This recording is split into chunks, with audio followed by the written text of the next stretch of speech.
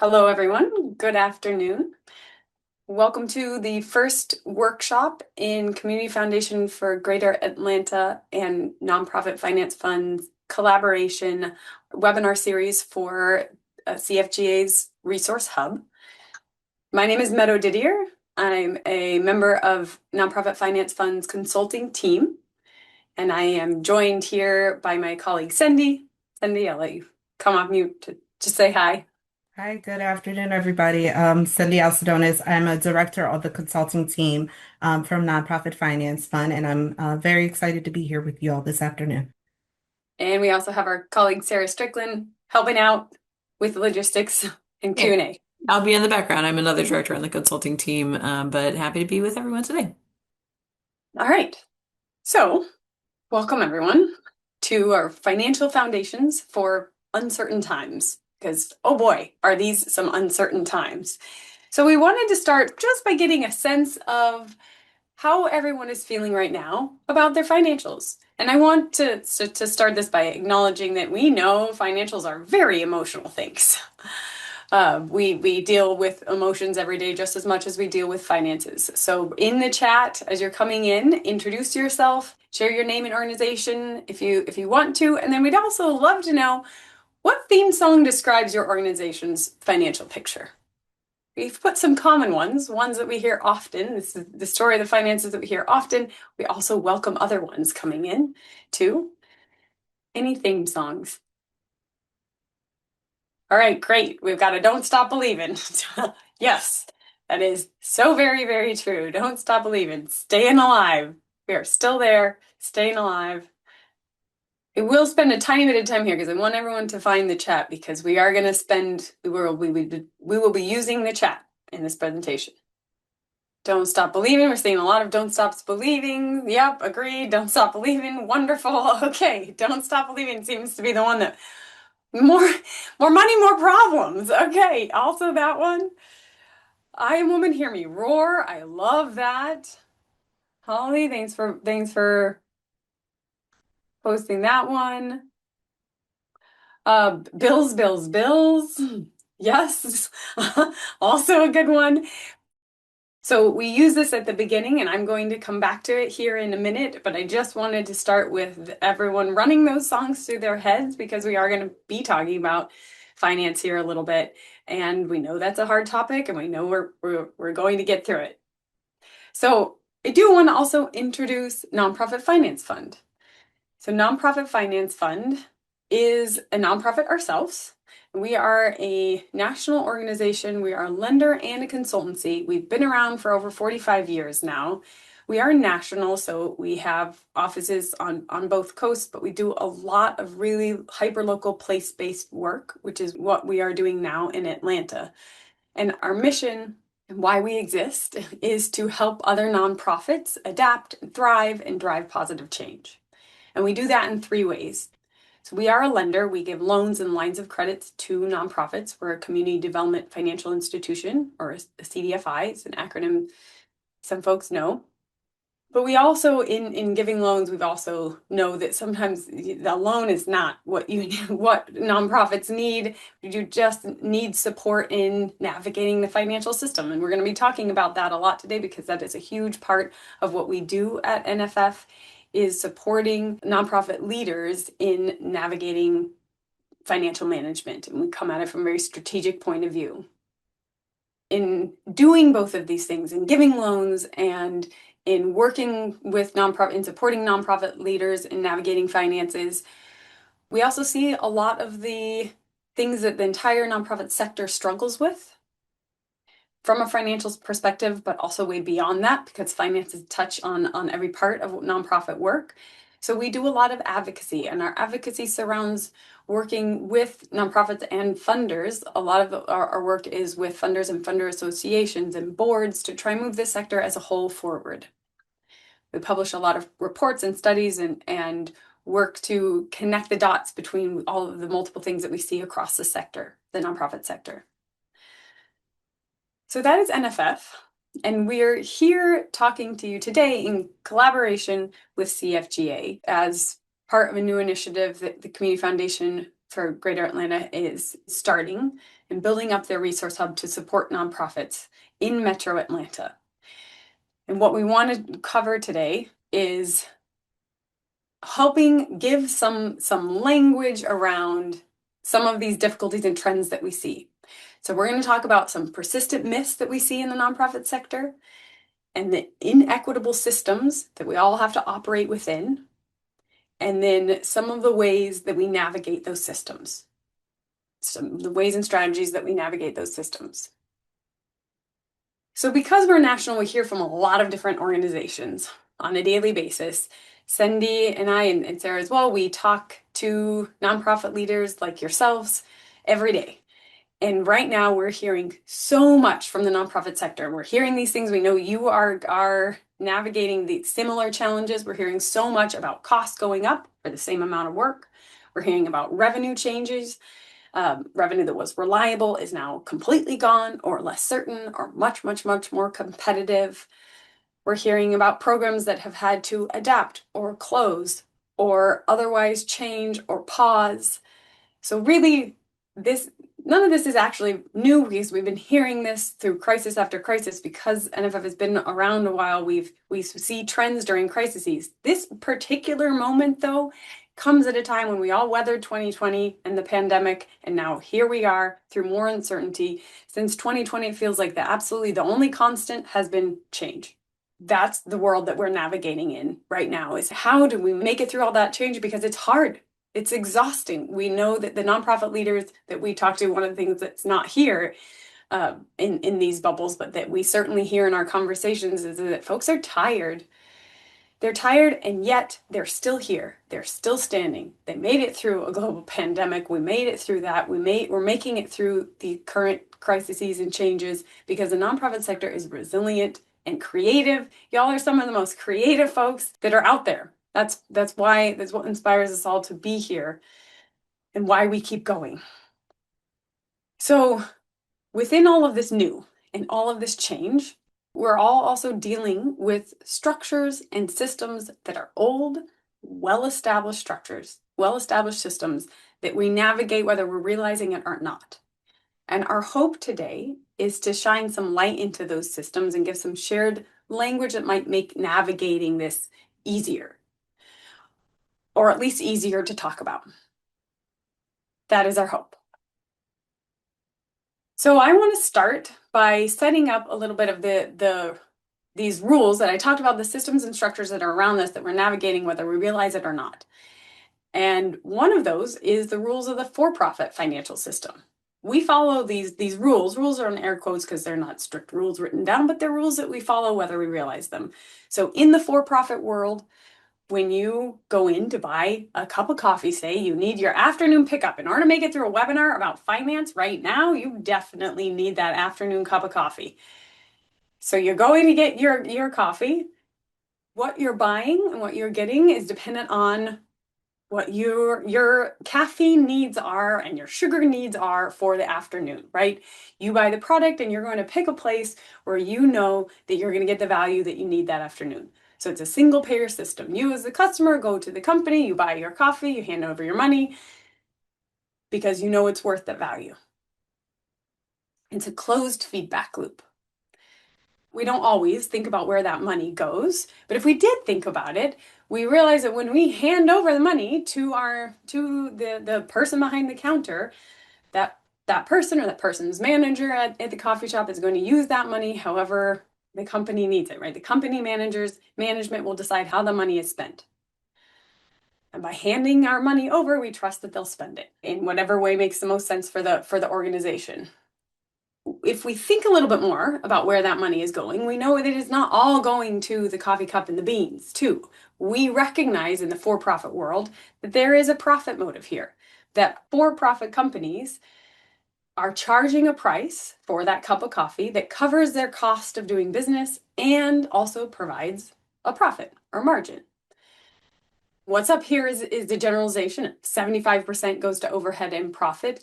We have followed some studies, so this is a rough generalization or approximation of how much goes to the actual direct cost of your cup and the coffee beans and the water. and how much is going to things like the electricity for the building and rent for that particular space and paying not just the barista, but the managers as well, and all of those things that are considered overhead. In the for-profit world, profits and overhead are a necessary part of doing business. They are why the business exists. A business that can't generate a profit is not considered successful. And we accept that. We understand that in the for-profit world. When we go into the nonprofit world, all of these rules get turned completely onto their head. So in the nonprofit world, now instead of our little closed loop system here, we have a multi-payer system where the end user, the customer, the end user might not pay the full costs or pay at all. Instead, we have these third-party funders that are paying. And then when it comes to handing the money over or receiving money in the nonprofit world, here's our little nonprofit manager. Instead of receiving money and being able to spend it however the nonprofit manager wants, we very often have to deal with restricted funding, where donors are insisting that money is going to, I want to go to this program, but not these other things, not anything that's considered overhead. Or you get, with government contracts, often government grants, you would get like a 7% overhead rate or indirect cost rate, or a 10% indirect cost rate, 20 if it's a very lucky, generous contract, right? And now instead of getting to spend the money, however, the nonprofit manager wants, they are dealing with this ball of yarn before the money can be spent. And untangling a ball of yarn, if anyone has tried to do that, is complicated. Restrictions make things more complicated. And then finally, instead of being there for a profit motive, nonprofits exist for a social motive.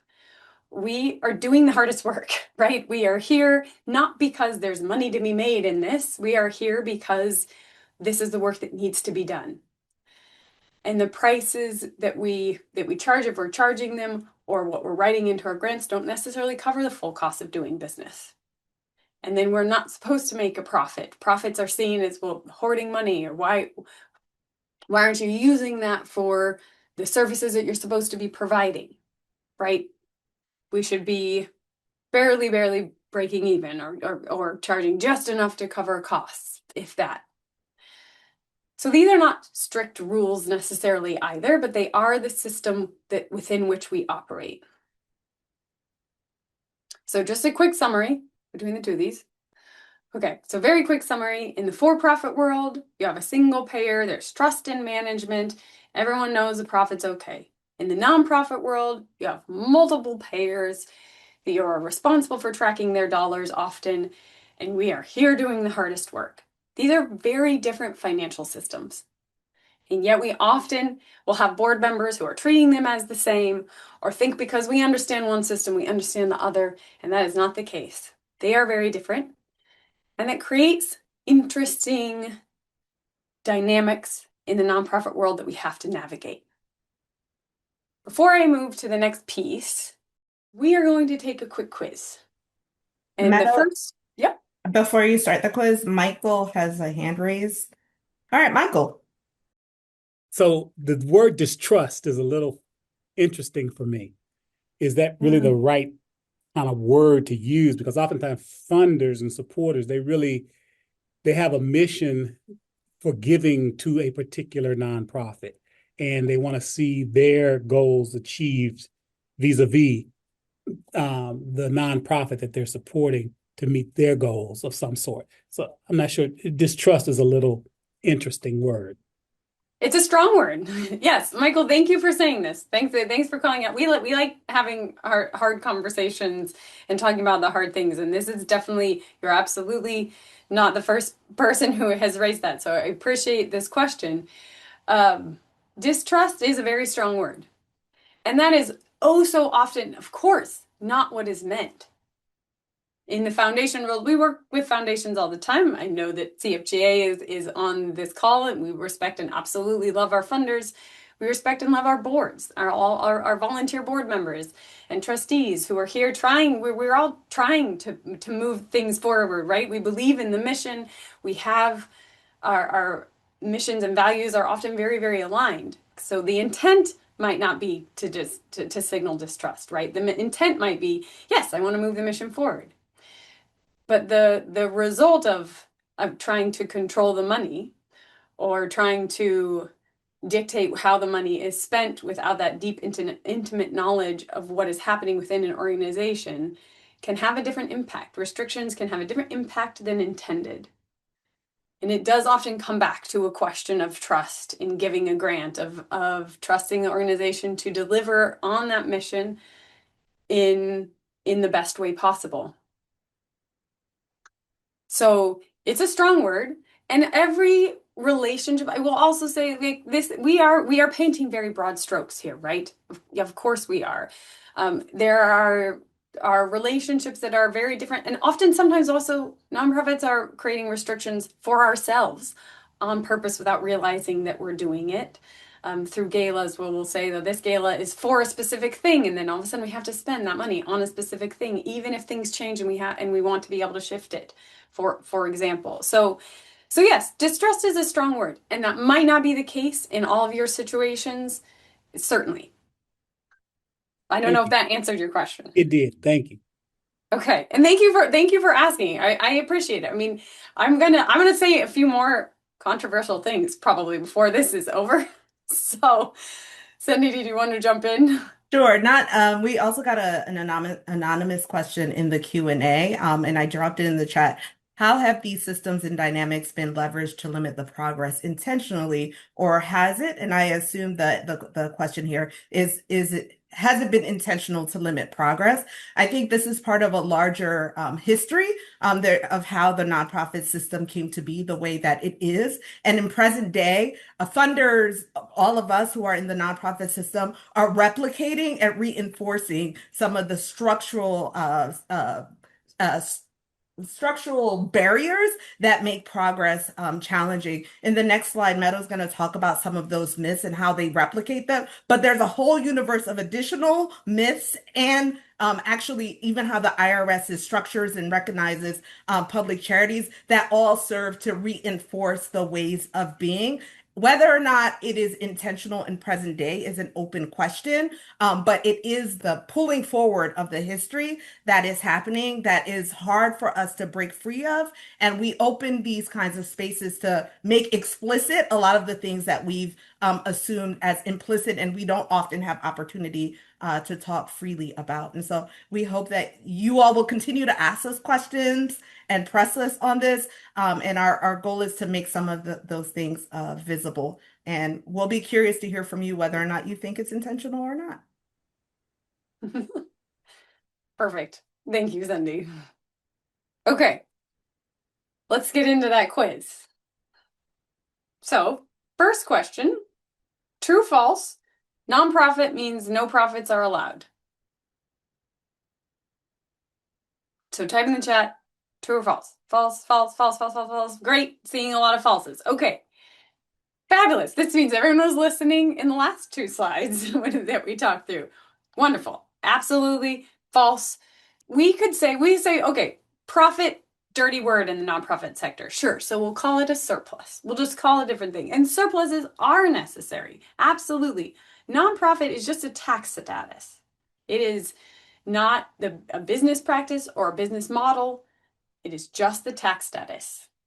Nonprofits, like any healthy functioning organization, need surpluses to cover the unexpected, to build up savings, for any number of things. Surpluses are used. The difference between for-profit and nonprofit is that those surpluses get to be reinvested back in the organization. For-profit surplus is often paid out to shareholders.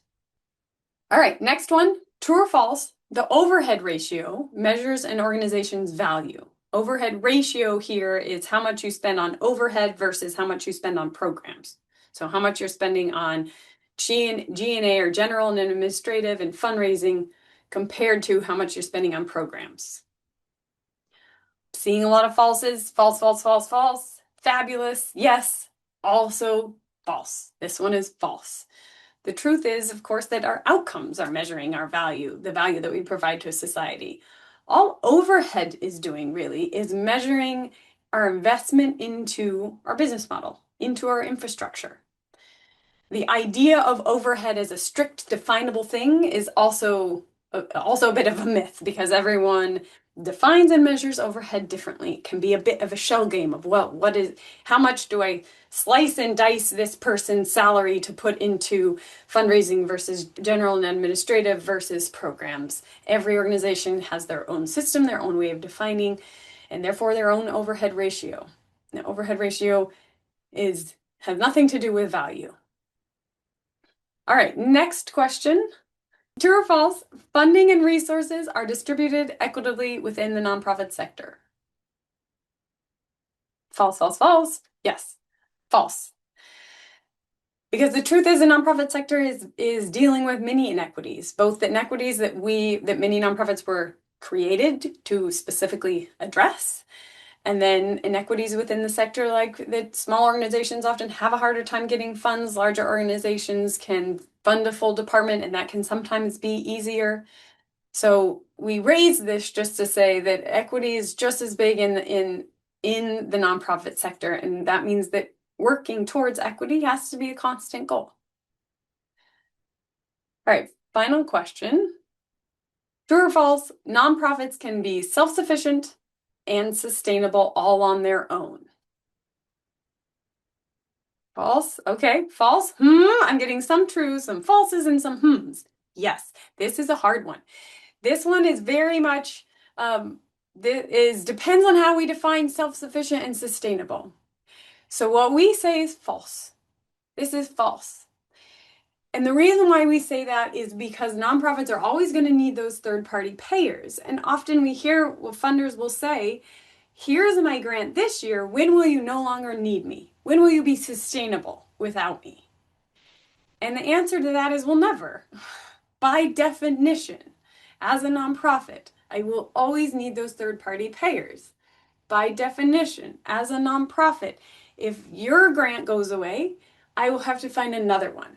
Or if this individual donor stops giving to me, I will find another one. If this contract goes away, the government contract, which is public funds, goes away, I will have to find another one, another source of payment. Ooh, but then, okay, so Katha, that has interesting implications, though. You become a private foundation if you have all your own money. So we do need that third-party payer. That's part of the system was set up that way, that we need those third-party payers, which means that nonprofits are always running two businesses, mission and subsidy business. So I'm going to talk about that a little bit more here. But before I go into depth in that one, what I want to say is this question is last because it is the question that most folks get tripped up on. We do this quiz at NFF, we do this quiz in all different kinds of audiences. We do it in open audiences like this. We do it with just nonprofit executive directors. We do it with just nonprofit board members.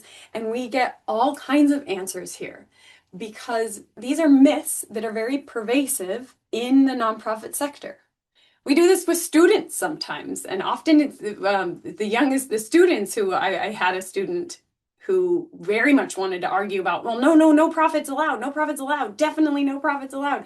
So even the ones that everyone here was getting right can trip people up. And we say that these are myths, and they are harmful to the sector because they make our work so much harder, because we're fighting against these myths and trying to get folks to understand both the nonprofit systems and the work that we do. So having these myths exist with our funders, with your board members, within your organization, with individuals, within yourselves, right? Even this idea of like, we can be completely independent, that is something that we also struggle with. At NFF, we have the conversation of, well, what will make us sustainable? How can we rely less and less on external funders? And it's a difficult conversation, especially in times like now. So we raise these myths because to the extent that you can share them and counter these narratives within your organization, it can make your work easier. Within your organization and your funders. So we talk about these myths with funders too, constantly. And we have seen change, we've seen shifts towards less restricted funding, toward multi-year funding, and those are the kinds of shifts that we advocate for. Okay, I do want to talk more though about what does it mean to be self-sufficient and sustainable, because there's a part when I heard this first when I joined NFF almost a decade ago and heard this myth first that this was a myth. There was the part of me that was like, wait a sec, no, that's that, but yeah, but we're doing fine, right? We are a self-sufficient organization. I'm joining a healthy organization, right? I didn't understand this one. So I want to talk a little bit more about what we mean there. What does sustainability mean? It's complicated in the nonprofit sector because of these systems. So the way that we talk through this is that nonprofit organizations have to run two businesses: the mission business of what you exist to do, and the subsidy business. The subsidy is your fundraising. Nonprofits do not exist to ask for money. We don't exist for that, right? That's not why we're here. And yet we so often have to do that.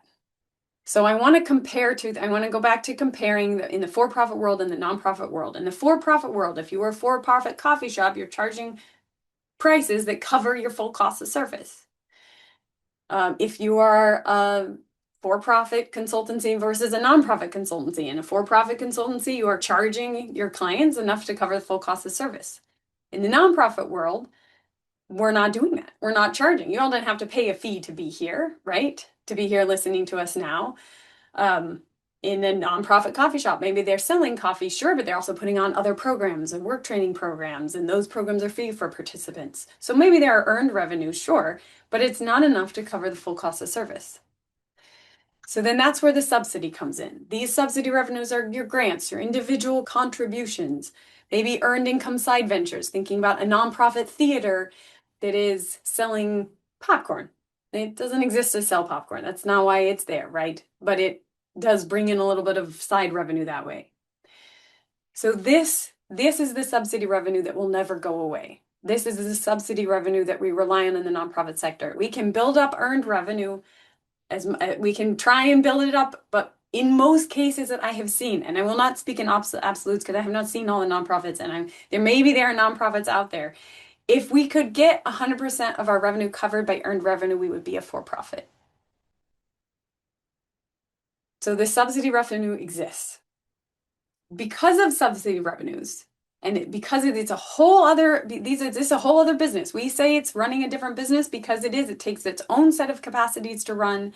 If we change the core mission business, often then that will change what we have to talk about in our grants, or it'll change the skills and capabilities needed for that subsidy business as well. If we are growing or shrinking programs and growing or shrinking the main mission piece, then the subsidy piece has to grow or shrink or change as well. And then finally, last piece here that we see in the nonprofit world that doesn't exist so much in the for-profit world is that we have lots of ways to try and lower that cost, to do it cheaper. We do more with less, right? We're proud of this, that we're trying to lower those costs as much as possible. And we do this often by having an executive director who's working 80 hours. That's two people's jobs, right? Or using volunteers, where half our workforce is volunteers, and we're getting that free labor to move the mission forward. So those cost reduction strategies have often worked to wonderful, great success.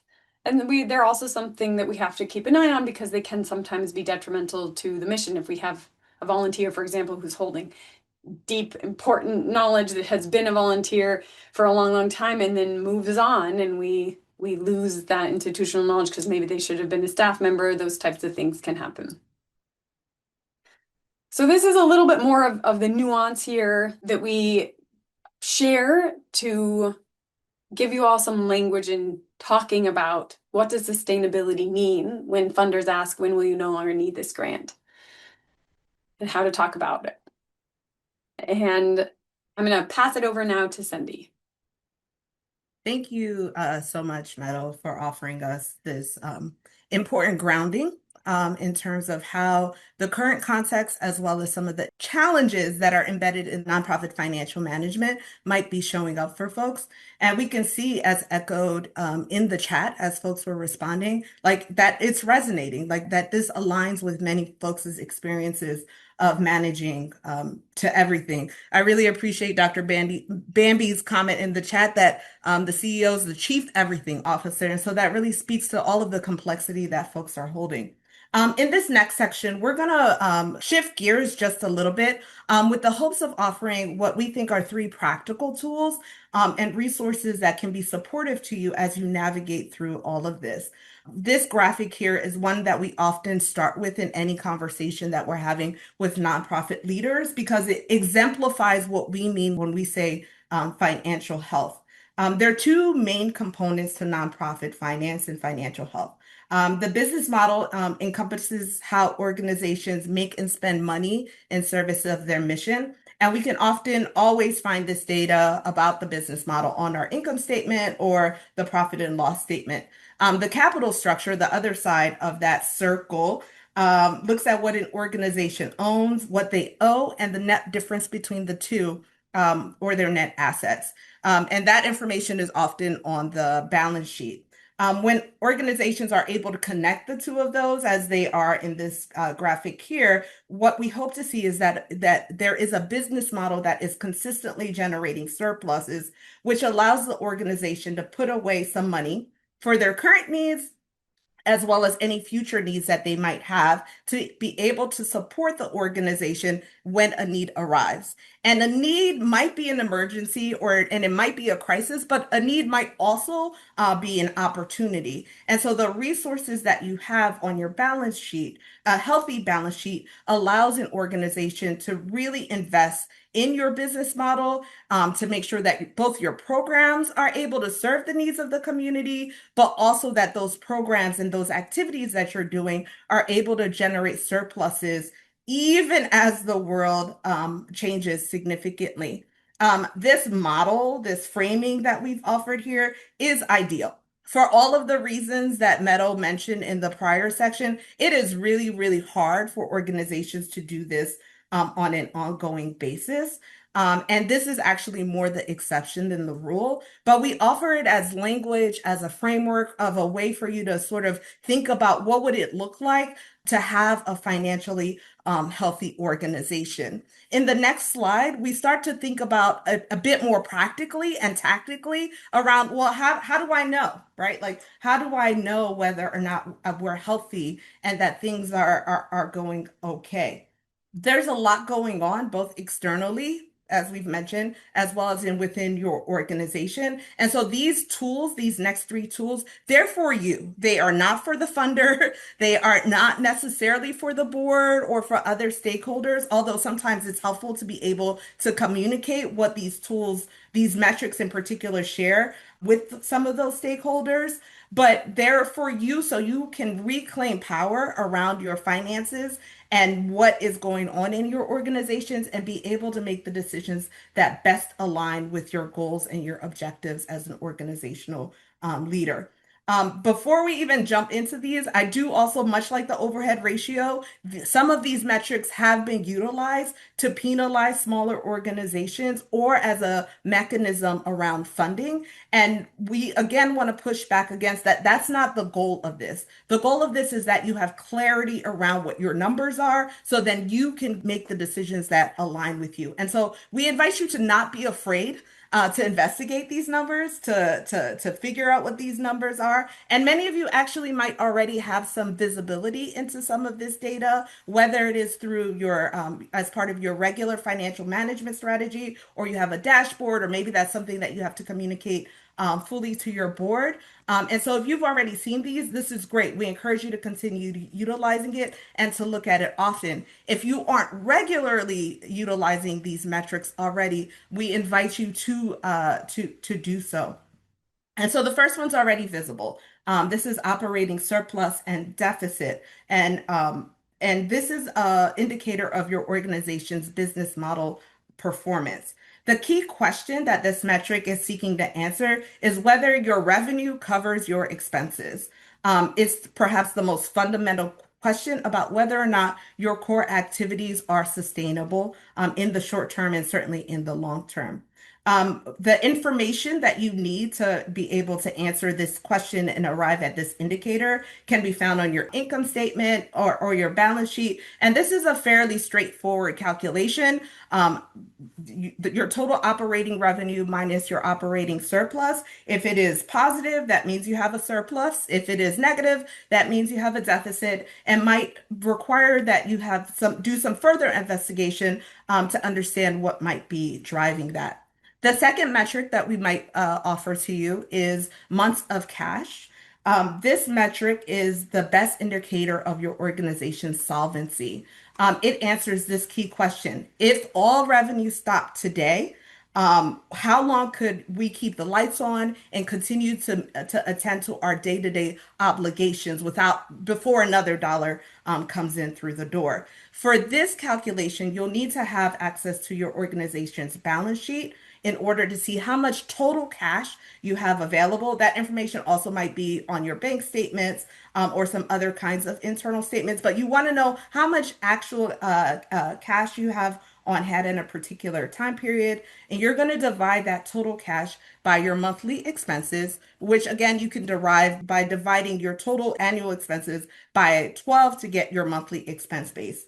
This is perhaps the most eye-opening number for many leaders because many organizations operate with just a few months of cash on hand, which leaves very little room for if something happens or if an opportunity presents itself. And so regardless of what the number is, we encourage you to know. So then again, you can make the decision that aligns best for your organization. And then the final metric that we would offer to you is months of available net assets. This is perhaps the most trickiest one to sort of wrap your head around. This measures availability. How much of what you own is truly accessible for use? And so you may have many resources available to you, for instance, a building or some physical assets. And while those are wonderful and you need to have those, you likely would not sell them to be able to pay your bills on a day-to-day basis. And so we look at this measure in particular because it backs out any of those kinds of property and equipment assets that you may have, as well as dollars that are restricted for a particular purpose, because those dollars are not available for you to utilize in the ways that you might need to at a particular moment. The formula for this is to take your total net assets without restrictions. That information, again, is on your balance sheet and subtract out any equity in your property and equipment and then divide by those same monthly expenses that you would have done in the months of cash. What's left in that months of available net assets, that calculation, is what you own free and clear. There's no restrictions on that amount, no vendor obligations or donor restrictions put in place. They're not tied up in bricks and mortar or in any of your equipment. It's yours to use however you need to. This is essentially a measure of your ability to reinvest in your business model in the ways I described in the prior slide. And what makes it possible is having a healthy balance sheet, which gives you the flexibility to weather change and pursue opportunities as they emerge. The next slide builds on these three metrics by offering you some guideposts of sorts. And before we show, I know the first one is showing, but before we dig any deeper into this, we want to offer that these are not like set in stone rules. These are guidelines. These are intended as a way for you to think about where you might find yourself as you look at your calculations for each of the three metrics that we've already identified. For each of the three metrics, we're going to offer some guidelines in terms of whatever your numbers were, how you might think about it, and what the implications are for your work moving forward. This slide is the so what of the metric slides. It's like, great, I know the number. Thank you, Cindy. Thank you, Meadow. Yeah, thank you for letting me know the number. This slide is intended to offer you some indication of what you might do with that information once you do have the number. So the first kind of category, the first column is what we like to call room to breathe or plan. And this is characterized by having had consistent surpluses. You have 6 or more months of cash available on hand, as well as months of available net assets. This is indicative of a very strong business model, that you have a healthy balance sheet, and you, in fact, have the resources to adapt as needed. We find that organizations who find themselves in this position can tolerate risk and jump on opportunities as they become available. And not that growth, the final question there, not that growth is the only path to sustainability, but if that is a path that you want to pursue, when you are in that purple room to breathe, room to plan category, you have a little bit more breathing room, a little bit more breathing space to consider any growth opportunities that might present themselves. The next column is making it work, in which an organization might have surpluses, but they're modest. But they are able to put a little bit aside in their from their surpluses that can contribute to their balance sheet resources. Organizations might find that they have 2 to 5 months of cash on hand and available net assets. This is indicative of that your business model works, generally speaking. You are able to have some resources. You have a bit of a safety net to help you to be supportive as you navigate change and opportunities that as they present themselves. Organization here, the question that we might offer for you to think about is, can we maintain the surpluses that we're generating so that long-term stability is not effective? So is this something that we can continue to replicate on an ongoing basis?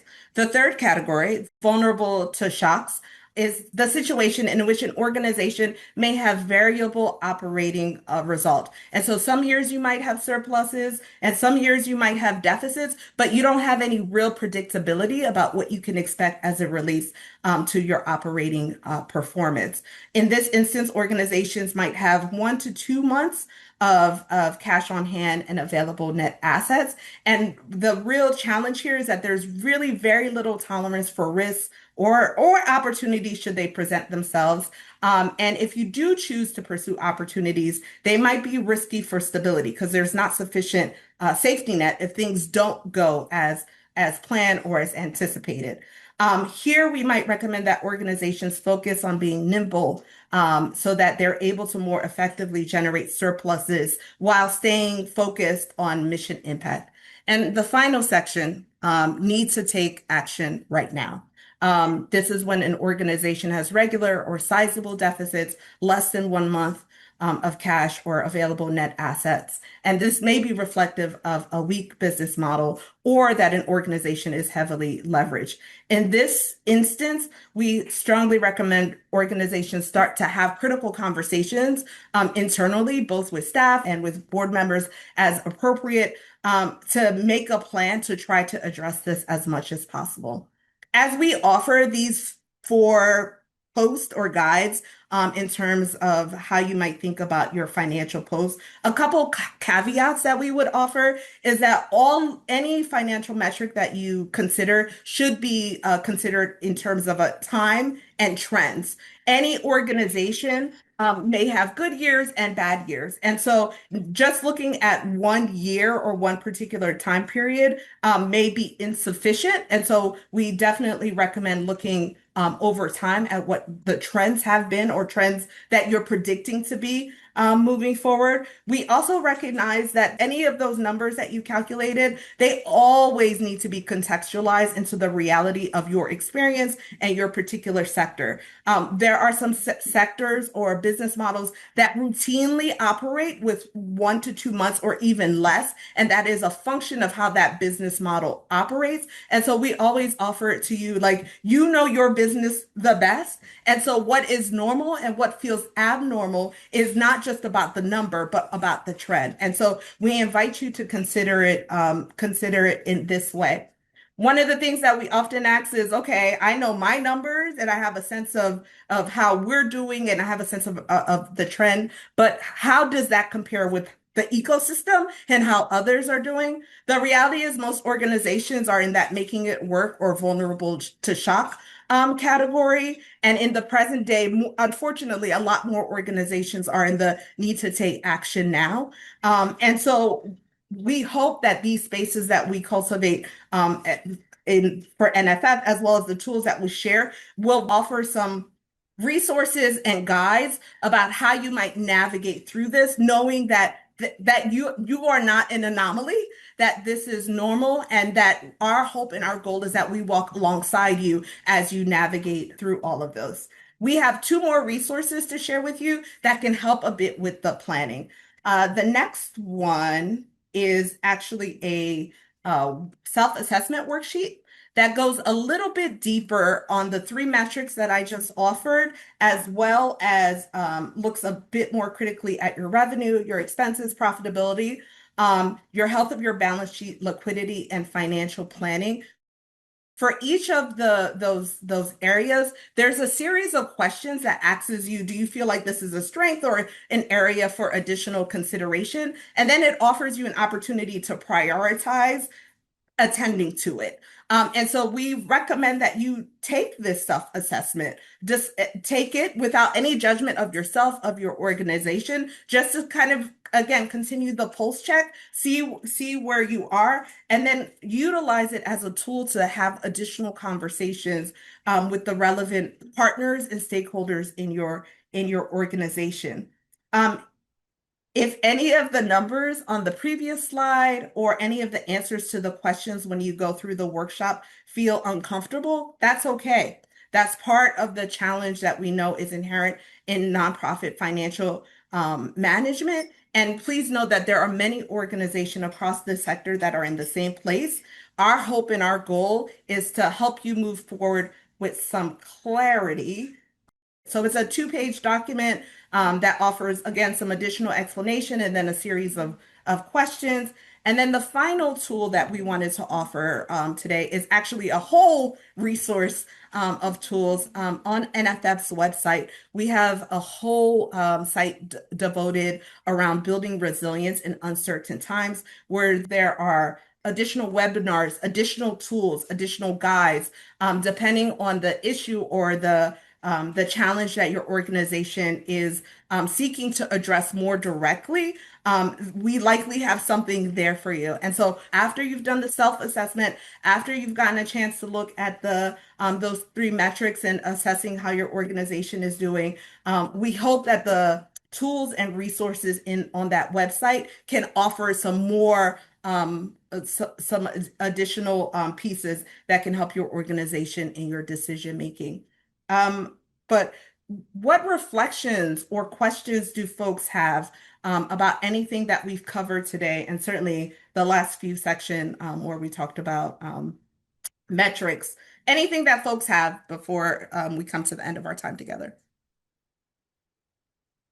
One thing I wanted to add very briefly is with this, a lot of organizations don't fall neatly into one category either. You can be all over the place. You might have consistent surpluses, but hardly any savings, right? And that's also really, really common. Or maybe you have deficits, but you do have a little bit of savings. So you can be all over the place.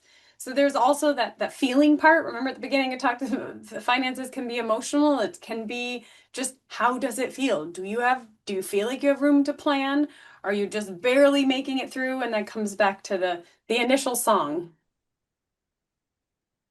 We are at our time, and so we want to be respectful to everybody's time.